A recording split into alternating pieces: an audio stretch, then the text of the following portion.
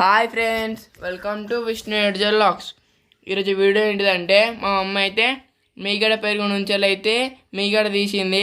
ఆ మీగడతోటి వెన్న తయారైంది. ఆ వెన్న అయితే మళ్ళీ నెయ్యి అవుతుంది. ఆ నెయ్యి అయితే మా మమ్మీ చేస్తుంది. చూసారు కదా వెన్న ఎలా ఉందో. ఈ వెన్ననైతే మా మమ్మీ ఇప్పుడు హీట్ చేసి నెయ్యి లెక్క తయారు చేస్తుంది. చూడండి.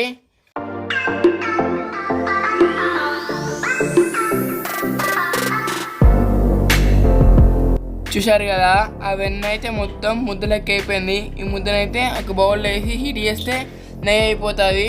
ఇప్పుడైతే మా మమ్మీ నెయ్యి చేస్తుంది. చూడండి.